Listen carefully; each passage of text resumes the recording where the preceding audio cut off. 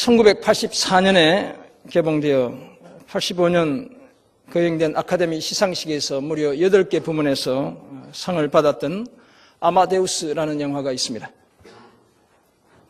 이 영화는 1791년 모차르트가 사망한 후 떠돌던 소문을 배경 삼아 피터 셰퍼라는 작가가 쓴 작품을 바탕으로 제작된 것입니다.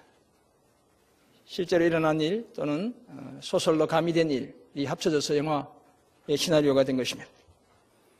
영화에 따르면 1823년 눈몰아치는 밤 자살을 시도하다 실패한 후 수용소에 들어간 한 노인이 자신을 찾아온 젊은 신부에게 지난 날을 회고하며 자신의 잘못을 고백합니다.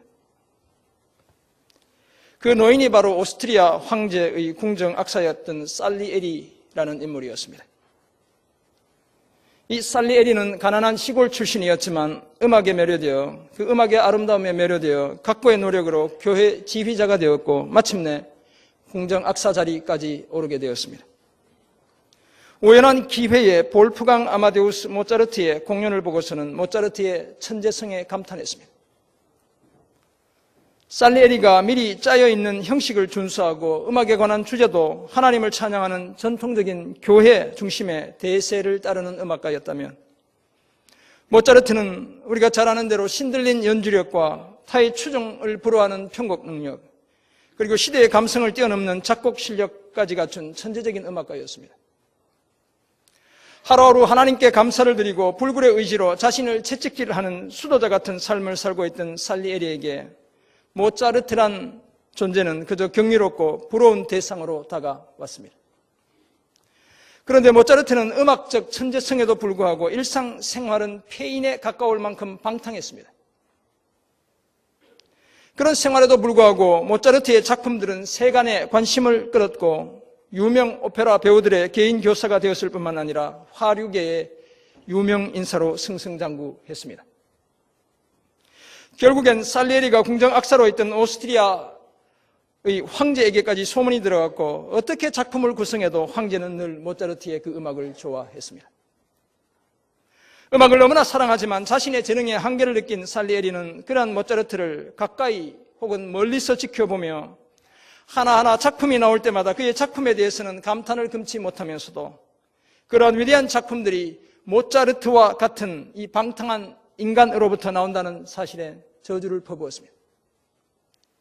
게다가 평소 살리에리가 삼아던 오페라 배우가 모차르트에게 몸과 마음을 바치기까지 하자 살리에리는 이제 모차르트에게 재능을 부여한 하나님마저 저주하게 되었습니다.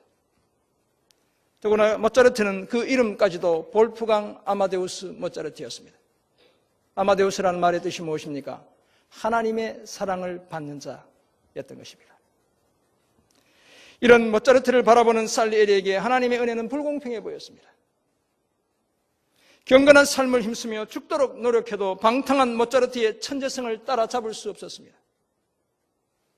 사람들은 폐인처럼 살아가는 모차르트의 그 음악에 매료되었고 자신의 음악은 점점 더 잊혀져 갔습니다.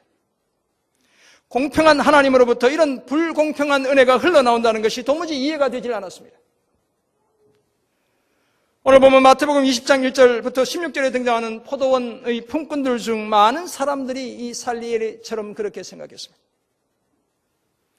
이른 아침 곧 오전 6시에 포도원에 들어와 종일 수고하며 더위를 견딘 자신들과 오후 5시에 들어와 겨우 1시간만 일한 다른 품꾼들의 삭시 같을 순 없다고 생각했습니다.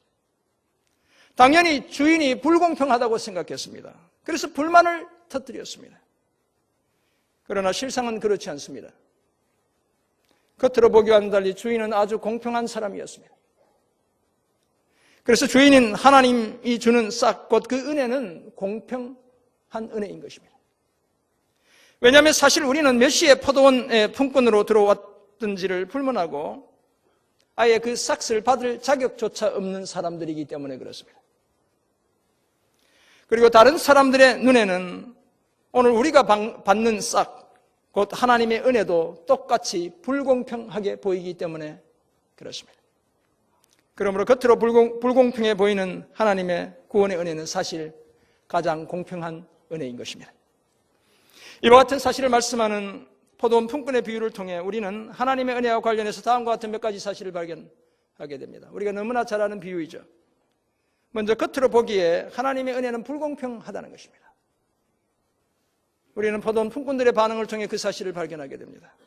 둘째, 그러나 하나님은 언제나 공평하신 분이라는 것입니다. 주인의 말씀 속에서 우리는 그 사실을 발견합니다.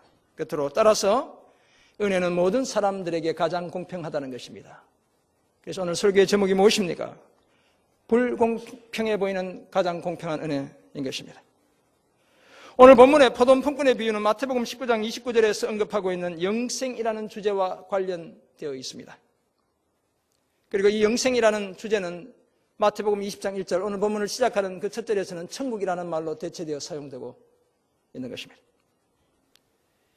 영생을 얻고 천국에 들어가는 것이 사람의 노력이나 공로로 가능한 것이 아니라 전적으로 하나님께서 은혜로 주시는 선물이라는 사실을 가르치고 있습니다.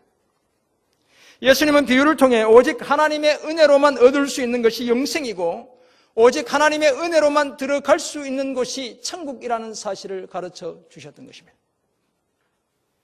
이와 같은 사실을 말씀하는 오늘 비유에서 하나님의 은혜와 관련해 우리가 발견하는 첫 번째 사실은 겉으로 보기에 하나님의 은혜는 불공평하다는 것입니다. 비유에 따르면 천국은 마치 품꾼을 얻어 포도원에 들여보내려고 이른 아침에 나간 집주인과 같습니다. 천국이 집주인과 같다는 말이 무엇이겠습니까? 주인을 통해, 주인의 모습을 통해 천국의 모습을 그려볼 수 있다는 것입니다.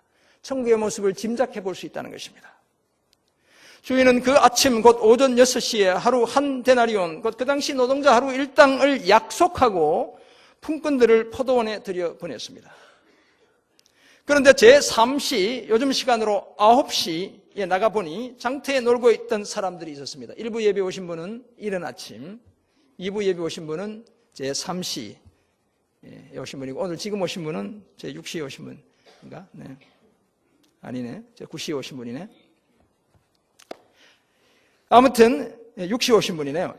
여기서 놀고 있다는 말이 게으름을 피우고 있다 이런 의미가 아닌 것입니다. 무슨 얘기냐면 일을 하고 싶어도 일거리가 없다는 것입니다. 장터에 놀러 간 것이 아니라 누가 나를 데려다 써주도록 인력시장에 나가 있는 것이죠.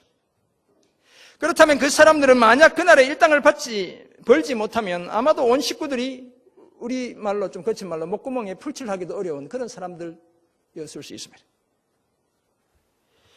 그들에게 주인이 너희도 포도원에 들어가라 내가 너희에게 상당하게 주리라 라고 약속하자 그들도 포도원으로 가서 일을 하게 되었습니다. 상당하게 주겠다는 것은 섭섭지 않게 적절하게 계산해서 주겠다는 그런 말이었겠죠. 아마도 저들은 한 데나리온, 하루 종일은 아니었기 때문에 한 데나리온 전부는 아니더라도 일한 시간에 상하는 그러면 얼마나 받겠습니까? 4분의 3 데나리온은 받겠구나 이렇게 생각하고 들어갔을 것입니다. 주인이 제6시, 오늘 여러분들이 와 있는 이 시간보다 여러분 조금 빨리 오셨네요. 12시인데 제6시와 제9시, 낮 12시와 오후 3시에 또 장터로 나가 그와 같이 했다고 이 5절이 말씀하고 있습니다. 그리고 주인이 제11시, 곧 요즘 시간으로 오후 5시에 나가보니 여전히 장터에서 일할 거리를 찾지 못해 놀고 서 있는 사람들이 있었습니다. 그래서 그들에게 어찌하여 종일토록 놀고 여기 서 있느냐라고 물었습니다. 일거리가 없는 저들의 딱한 형편을 이해해 주신 것입니다. 왜 하루 종일 빈둥빈둥 놀고만 있니? 이렇게 말씀하신 것이 아니라 저들이 일을 찾아도 찾을 수 없는 그 안타까운 처지를 이해하며 말씀해 주신 것입니다. 저들의 대답이 아무도 자신들을 품꾼으로 써주는 사람이 없기 때문이라는 것이었습니다. 일을 하고 싶어도 할 수가 없었다는 것입니다. 아마도 상대적으로 몸이 약해 보였을 것입니다. 튼튼해 보이는 사람을 하루 일당을 주고 데려가서 쓰는 것이죠. 아니면 숙련되지 않은 노동자들이었을 것입니다. 포도나무를 잘 다루는 사람을 데려가 쓰는 것입니다. 제가 미국에서 목회하던 그 교회 옆에는 멕시칸들이 모이는 인력시장이 있었습니다. 아침에 일찍 데려가는 사람들은 기술자들을 데려가는 거예요. 그 다음에 낮에라도 데려가는 사람은 힘 좋아서 일을 빨리빨리 해낼 사람을 데려가는 거예요. 약한 사람은 하루 종일 아무도 데려가지 않으면 그렇게 그날 하루를 공쳐야 하는 것입니다. 아무튼 그렇게 하루를 다 보내던 오후 5시에 주인이 와서 말하기를 너희도 포도원에 들어가 일을 하라는 것이었습니다. 저들은 적지만 그래도 12분의 1 데나리온이라도 빈손으로 집으로 돌아가지 않게 된 것을 다행으로 여기며 포도원에 가서 일을 했을 것입니다. 드디어 날이 저무는 시간, 노동을 끝내야 하는 시간인 오후 6시가 되었습니다. 우리도 이렇게 노동이 6시에 끝났으면 좋겠죠, 직장 다니시는 분들. 아무튼 그런 시간이 된 것입니다. 포도원 주인이 청지기의 품꾼들을 불러 나중은 자고 5시에, 오후 5시 원자로부터 시작해서 싹쓸 주기 시작했습니다. 그런데 오후 5시에 와서 1시간밖에 일하지 않은 사람들이 한 데나리온, 하루 일당 전부를 받는 것이었습니다. 품삯을 받기 위해 기다리던 나머지 4그룹의 사람들의 기대가 엄청 커졌을 것입니다. 이른 아침부터 9시, 11시, 3시 이렇게 들어온 사람들의 기대가 커져가는 것이죠. 자기들도 약속된 것보다 훨씬 더 많이 받을 수 있겠다라는 생각을 했을 것입니다. 그런데 늦게 온 품꾼들로부터 이게 역순으로 일당을 받는데 다 같은 한 데나리온이었습니다. 일당을 다 받은 후에 먼저 온 품꾼들이 집주인을 원망하며 따져들었습니다. 제일 나중에 온 사람들은 1시간밖에 일하지 않았는데 그들을 종일토록 수고하며 더위를 견딘 우리와 똑같이 대우하는 것, 이것이 부당하다는 것입니다. 다시 말해서 주인 당신은 불공평한 분이라는 것이었습니다. 이럴 수는 없다고 말했습니다. 사랑하는 성도 여러분, 그런데 사실 하나님의 은혜가 바로 이런 것입니다. 하나님의 은혜는 불공평한 것입니다. 왜냐하면 언제 예수를 믿어도, 어떻게 살다가 예수를 믿어도 결과는 다 똑같은 영생이고 똑같은 천국이기 때문에 그렇습니다. 어려서부터 예수를 믿고 경건한 삶을 힘쓰며 죽도록 교회 봉사도 하고 전도도 열심히 했다면 그렇지 않은 사람들보다 훨씬 더 긴 영생과 훨씬 더 멋진 천국을 약속받아야 마땅하겠지만, 그런데 결국 얻게 되는 것은 똑같은 영생, 똑같은 천국이기 때문에 그렇습니다. 따라서 하나님의 은혜는 불공평한 것입니다. 그래서 필립 얀시는 이 비유를 해석하며 은혜의 곡조에는 튀는 음정이 있다고 말했습니다. 은혜의 곡조에는 튀는 음정, 곧 불공평이 끼어 있다라고 말했던 것입니다. 우리는 그 사실을 또한 골고다 언덕에서도 발견할 수 있습니다. 예수님이 십자가에 못 박히시던 날 골고다 언덕에는 3개의 십자가가 서 있었습니다. 예수님 외에 나머지 2 강도는 십자가형으로 죽어야 할 만큼 흉악한 죄를 저지른 범죄자들이었습니다. 그런데 그 중에 한 강도는 그 자리에서 예수님을 믿었고 낙원을 보장받았습니다. 천국을 보장받았던 것이죠. 그런데 그 사람 때문에 가족을 잃고 상해를 당하고 금전적인 손해를 본 사람들의 입장에서 보면 그런 일은 일어나지 말아야 하는 것입니다. 그런 사람은 죽음 직전에 예수를 믿고 천국에 가야 할 것이 아니라 지옥에 떨어져야 하는 사람인 것입니다. 그런데 그런 사람이 예수를 믿고 천국에 들어가게 된 것입니다. 따라서 그 강도가 남긴 피해의 고통 속에서 평생 살아가야 하는 사람들에게 강도에게 임한 하나님의 구원의 은혜는 불공평한 것이었습니다. 그런데 사랑하는 성도 여러분, 우리는 조금만 우리 자신을 제대로 들여다보면 하나님의 은혜에 대해 제가 지금까지 말한 것처럼 그렇게 함부로 말할 수 없다는 사실을 금방 깨닫게 됩니다. 왜냐하면 저와 여러분 모두가 불공평하게 보이는 하나님의 은혜 때문에 구원을 받고 영생을 얻고 천국을 상속받았기 때문에 그렇습니다. 진짜 문제는 우리 모두는 우리 자신을 아침 일찍 또는 아무리 늦어도 오후 5시 이전에는 포도원에 들어온 품꾼들이라고 착각하는 데 있습니다. 그것이 문제인 것입니다. 그러나 사실 주인이신 주님이 불러주시지 않았다면 저와 여러분 모두는 그날 아무런 일거리도 얻지 못한 채 하루 종일 장터에서 놀고 서 있어야 할 바로 그런 존재였습니다. 그런 우리에게 하나님의 은혜가 찾아왔습니다. 우리에게 일할 수 있는 기회를 주셨습니다. 한 데나리온이라는 영생을, 천국을 선물로 주신 것입니다. 나에게도 하나님의 구원의 은혜가 불공평하게 찾아왔다는 사실을 기억하며 이 불공평해 보이는 하나님의 구원의 은혜를 마음껏 누리며 살아가는 저와 여러분 모두가 되시기를 주님의 이름으로 축원합니다. 오늘 비유에서 하나님의 은혜와 관련해서 우리가 발견하는 2번째 사실은 하나님은 언제나 공평하신 분이라는 것입니다. 우리가 믿는 하나님은 언제나 공평하신 분이라는 것입니다. 오늘 보면 13절 이하는 불공평하다며 불만을 터뜨리는 품꾼들에 대한 주인의 반응을 소개하고 있습니다. 아마도 그 중에도 아침 일찍 들어온 품꾼들의 불만이 가장 컸을 것입니다. 가장 오래 일했잖아요. 주인은 그 중에 한 사람을 친구라고 부르며 내가 너에게 전혀 잘못한 것이 없다. 우리가 서로 한 데나리온의 일을 하기로 한 것이 아니었느냐라고 물었습니다. 계약한 대로 공정하게 일당을 지불했다는 것입니다. 거기에 대해 내 것이나 가지고 가라 14절을 보면 나중은 이 사람에게 너와 같이 주는 이것이 바로 내 뜻이다 라고 말하기도 했습니다. 모든 품꾼들에게 공평하게 주는 것, 그것이 주인 자신의 뜻이라고 말했습니다. 그렇다면 주인은 품꾼들에게 한 약속대로 지급했기 때문에 공정한 분일 뿐만 아니라 모든 사람에게 똑같이 지불했기 때문에 공평한 분이기도 한 것입니다. 사실 하나님의 이 공평하심은 하나님의 선하심 또는 하나님의 관대하심, 하나님의 후하심에 기인하는 것입니다. 그래서 15절 보면 주인은 내 것을 가지고 내 뜻대로 할 것이 아니냐, 내가 선함으로 네가 악하게 보느냐, 내가 관대하다는 이 사실이 너한테는 악하게 보이느냐라고 말했던 것입니다. 여기서 악하게 본다는 말은 악한 눈으로 바라본다는 것입니다. 악마의 눈으로 바라본다는 것입니다. 악마의 눈을 가지고 사람들에게 저주를 퍼붓듯이 쳐다본다는 것인데 자신의 것으로 공평하게 일당을 주는 자신을 그렇게 바라볼 이유가 전혀 없다는 것입니다. 왜냐하면 하나님은 언제나 자신의 것을 가지고 자신이 원하는 사람들에게 자신이 원하는 대로 주실 수 있는 그런 분이시기 때문에 그렇습니다. 이처럼 하나님은 어마어마한 구원의 은혜를 모든 사람들에게 똑같이 주시는 분입니다. 무슨 대단한 공로를 세웠다고 해서 2번 구원의 은혜를 주시는 것이 아닙니다. 이 은혜는 전적으로 하나님의 것이고 따라서 은혜를 받는 모든 사람들에겐 이 은혜는 과분한 것입니다. 넘치는 것입니다. 그래서 이 은혜를 받는 모든 사람들에게 공평한 것입니다. 왜냐하면 하나님이 공평하시기 때문에 그렇습니다. 공평하신 하나님이 주시는 은혜이기 때문에 그런 것입니다.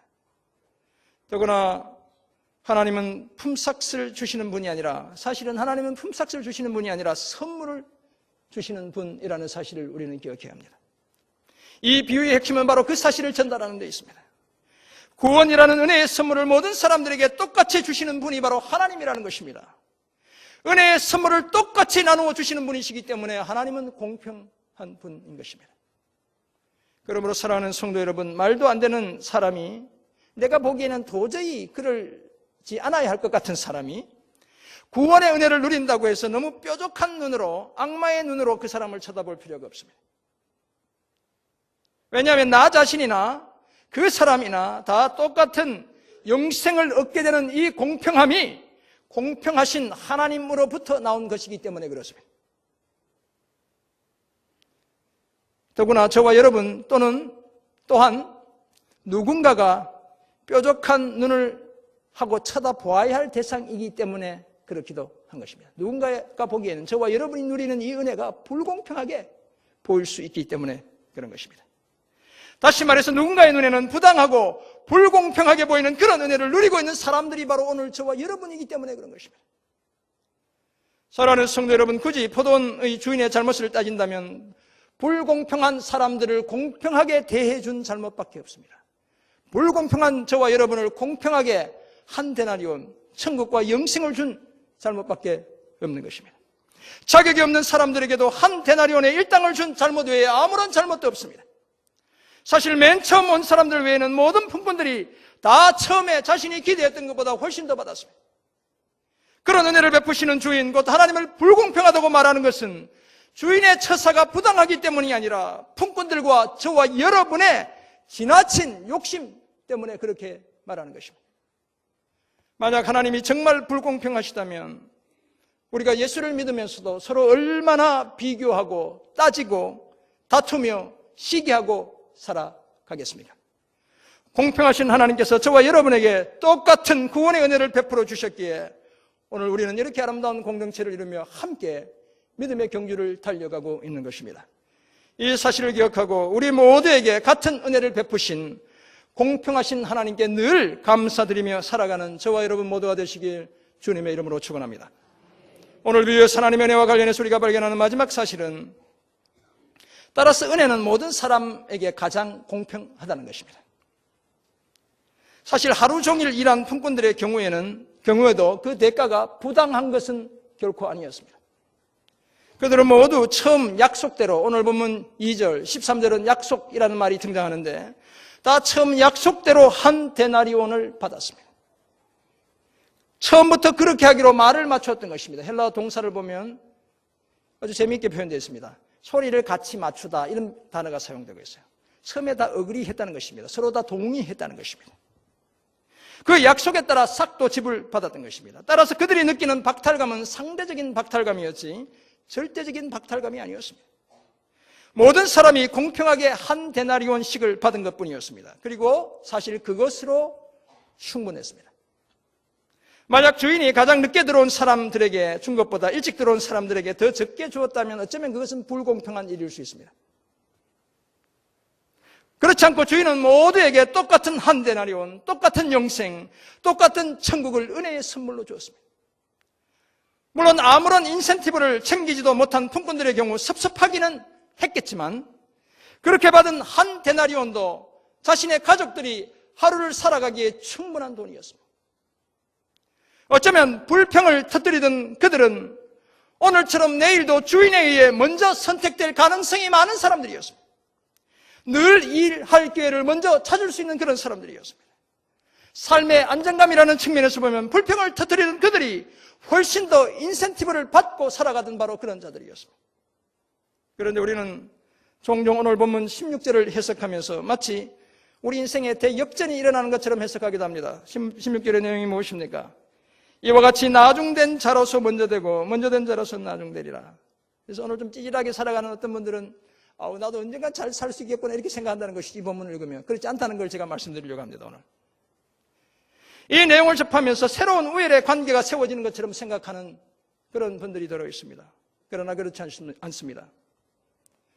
마태복음 19장 30절에도 비슷한 내용이 나오지만 또 비슷한 표현이지만 다르게 사용되고 있다는 사실을 우리가 기억해야 합니다.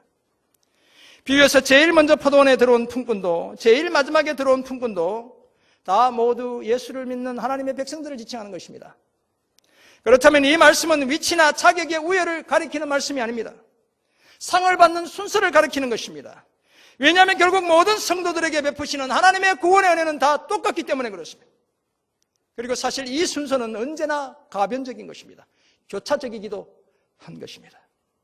하나님의 눈에는 먼저 믿는 사람이나 나중 믿는 사람이나 다 같은 하나님의 자녀들인 것입니다. 예수를 믿는 하나님의 자녀들은 모두 영생 곧 천국을 은혜의 선물로 받게 되는 것입니다. 그러므로 때로 사람들의 눈에 불공평하게 보이는 하나님의 은혜는 모든 사람들에게 사실은 가장 공평한 것입니다. 사실 은혜는 비유에 나오는 것처럼 하루 품삯과 같이 숫자로 계산할 수 있는 것이 결코 아닙니다. 주님이 그림 언어로 보여주시는 것이죠. 은혜는 사칙 연산, 더하기, 빼기, 나누기, 곱하기로 도출해낼 수 있는 그런 결론, 수학의 방정식을 풀어서 나오는 결론과 같은 것이 아니라는 것입니다. 은혜는 1등이냐 꼴찌냐 그 자체를 아예 따지지 않습니다. 그리고 선물로 받는 것이지 노력의 대가로 얻는 것이 결코 아닌 것입니다. 그러므로 불공평해 보이는 하나님의 구원의 은혜는 사실 가장 공평한 것입니다. 사랑하는 성도 여러분, 이제 하나님의 은혜를 바라보는 우리의 시선을 그러므로 바꾸어야 합니다. 우리는 마치 우리 자신을 이른 아침부터 온종일 수고하며 더위를 견딘 그런 품꾼들과 동일시하며 살아갑니다. 내가 그런 사람이라고 생각하며 살아가는 것입니다. 그러나 사실은 저와 여러분이 바로 해질녘에 들어와 단 1시간만 일하고서도 한 데나리온을 다 받은 바로 그런 품꾼들인 것입니다. 저와 여러분이 바로 제일 나중에 들어온 품꾼들인 것입니다. 엄청난 인센티브를 받고 이미 팔자를 다 고친 그런 사람들이 저와 여러분인 것입니다. 우리 중에 구원을 자신의 공로로 얻게 된 사람은 아무도 없습니다. 만약 공평한 기준대로 받는다면 우리는 모두 영생이나 천국이 아니라 지옥으로 떨어져야 할 바로 그런 존재인 것입니다. 다행스럽게도 은혜의 세계에는 자격이 필요 없습니다. 그래서 저와 여러분이 우리가 사랑하거나 미워하는 지체도 다 똑같이 하나님의 공평한 구원의 은혜를 받아 누리며 살아가는 것입니다. 이 사실을 기억하고 가장 공평한 하나님의 은혜 때문에 늘 감격하고 감사하며 살아가는 저와 여러분 모두가 되시길 주님의 이름으로 축원합니다. 그렇다면 불공평하게 보이는 하나님의 구원의 은혜가 가장 공평하다는 사실을 알게 된 오늘 우리는 과연 어떤 삶을 살아야 하는 것이겠습니까? 먼저 은혜에 감사해야 합니다. 필립 얀 씨는 놀라운 하나님의 은혜, 라는 책에서 자신에게 찾아온 하나님의 구원의 은혜를 이렇게 노래했습니다. 조금만 귀 기울여 보면 은혜의 속삭임이 함성처럼 파고든다. 받아 마땅한 것을 받지 않은 나, 형벌받아 마땅한 내가 용서를 받았다. 진노를 받아 마땅한 내가 사랑을 받았다. 빚을 지고 감옥에 가야 마땅한 내가 오히려 신용이 양호하다는 평가를 받았다. 가차없는 질책에 무릎 꿇어 회개해야 마땅한 내가 바베트의 만찬과도 같은 잘 차려진 잔치상을 받았다. 하나님의 은혜를 경험한 사람이 고백하는 아름다운 노래인 것입니다. 사랑하는 성도 여러분, 저와 여러분도 하나님의 구원의 은혜로 인해 이런 놀라운 복을 받았습니다. 장터에서 하루 종일 일거리를 찾지 못해 배회하고 있는 저와 여러분에게 하나님의 은혜가 찾아왔습니다. 아무런 수고도 하지 않았지만 영생과 천국을 선물로 주셨습니다. 이런 하나님의 은혜에 대한 우리의 올바른 반응은 과연 무엇이겠습니까? 그 은혜를 베푸신 하나님께, 그 은혜의 통로가 되어주신 예수님께, 그 은혜를 누리게 하신 성령 하나님께 감사드리는 것, 이것이지 않겠습니까? 은혜에 대한 감사를 통해 더 풍성한 하나님의 은혜를 경험하는 저와 여러분 모두가 되시길 간절히 소원합니다. 두 번째 적용점, 이웃이 누리는 은혜를 시기하지 않아야 합니다. 배아파하지 않아야 한다는 것입니다. 오늘 비유에서 종일 수고하며 더위를 견딘 자신들과 1시간밖에 일하지 않은 품꾼들을 동등하게 대우한다며 불만을 터뜨린 품꾼들에게 주인은 살짝 실망의 말을 내비쳤습니다. 내 것을 가지고 내 마음대로 하는데 무슨 말이 그렇게 많으냐는 것이었습니다. 내가 선하기로, 다시 말해서 내가 관대하기로 나를 악하다고 볼 수 있느냐는 것이었습니다. 무슨 얘기입니까? 그 누구에게나 영생 또는 천국은 주인이 베푸시는 은혜의 선물이라는 사실을 말하고 있는 것입니다. 이런 사실을 제대로 이해한다면 이제 우리는 내가 한없이 미워하는 사람이 하나님의 풍성한 은혜를 누리고 있다고 해서 시기할 필요가 없는 것입니다. 배아파할 필요가 없는 것입니다. 내가 보기에는 말씀 생활이나 기도 생활도 게을리하는 것 같고 교회 봉사도 별로 하지 않는 것 같고 전도에도 아무런 관심도 기울이지 않는 것 같은데도 하는 일마다 다 잘 되는 그런 사람들이 있다면 그것을 너무 부러워할 필요가 없다는 것입니다. 그런 것조차도 배아파할 필요가 없다는 것입니다. 왜냐하면 내가 미워하거나 싫어한다고 해서 하나님마저도 그 사람을 미워하거나 싫어하시진 않을 수도 있기 때문에 그렇습니다. 또한 영적으로 게으름을 피우면서도 더 잘 되는 사람도 결국은 내가 들어갈 그 천국에 같이 들어갈 뿌리이기 때문에 그렇습니다. 그때 우리의 진정성이 정말 주님 앞에 진실하게 성실하게 살았다면 우리의 진정성이 하나님에 의해 평가될 것입니다. 우리 중에 들어는 그때 우리의 이마에 아마 하나님이 이런 라벨을 붙여주실 것입니다. 착하고 충성된 종이라는. 주님이 그렇게 우리를 칭찬해 주실 것입니다. 그러므로 괜히 다른 사람이, 내가 싫어하는 사람이, 내가 미워하는 사람이 누리는 그 은혜 때문에 배아파할 필요가 없는 것입니다. 우리는 사실 은혜에 대해 왈가왈부할 자격조차 갖지 못한 존재라는 사실을 늘 잊지 않아야 하는 것입니다. 영화 아마데우스에 따르면 모차르트는 갑작스러운 아버지의 사망 소식에 생기를 잃고 거기에 폐렴과 각종 합병증으로 환자의 신세가 되고 맙니다. 그럼에도 불구하고 약을 살 돈이 없어 전전긍긍하고 있을 즈음 살리에리는 마치 예전 가장 무도회에서 아버지가 했던 것 같은 분장으로 장례식에 쓰일 곡을 하나 지어달라고 부탁합니다. 사실 모차르트의 실제 생에 또 진행곡을 쓰다가 완성하지 못한 채 죽었죠. 아주 치밀하게 몸이 쇠약한 모차르트에게 작곡을 부탁함으로써 모차르트의 아버지의 망령, 아주 어렸을 때 모차르트를 음악에 교육시켰던 그 아버지였어요. 그 망령이 모차르트를 괴롭히게 했고 결국 모차르트를 죽음에까지 이르게 하고 말았습니다. 이런 일에 대한 자책감을 이기지 못해 마침내 살리에르가 자살을 기도하고 정신병원에서 이제 살리에르가 폐인이 되어 살아가는 장면으로 영화는 끝을 맺고 있습니다. 그는 그곳에서 스스로를 보통 사람들의 챔피언이라고 외칩니다. 자신은 보통 사람들의 후원자라고 자처하기도 합니다. 그리고 그저 보통 사람들로 살았던 저들의 죄를 내가 용서한다라고 선포하기까지 합니다. 여러분 영화를 한번 보세요. 그런 선포들이 그곳에 등장하고 있는 것이죠. 그러나 은혜를 불공평하게 생각한 자신이 빚어낸 그 비극의 쓴맛을 자기 스스로 맛보며 그렇게 인생의 최후를 맞이해야 했던 것입니다. 사랑하는 성도 여러분, 사실 하나님의 은혜의 관대함 또는 하나님의 은혜의 선하심은 사람들의 공평함에 대한 기대를 뛰어넘는 것입니다.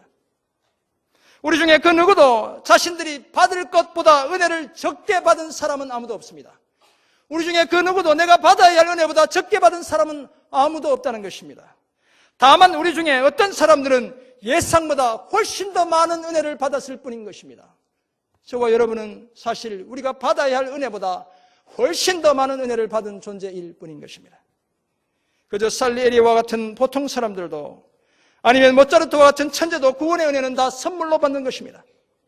그래서 그 은혜가 겉으로 보기에는 불공평하게 보여도 사실은 그 은혜는 세상에서 가장 공정하고 공평하신 하나님이 주시는 것입니다. 따라서 그 은혜는 가장 공평한 은혜인 것입니다.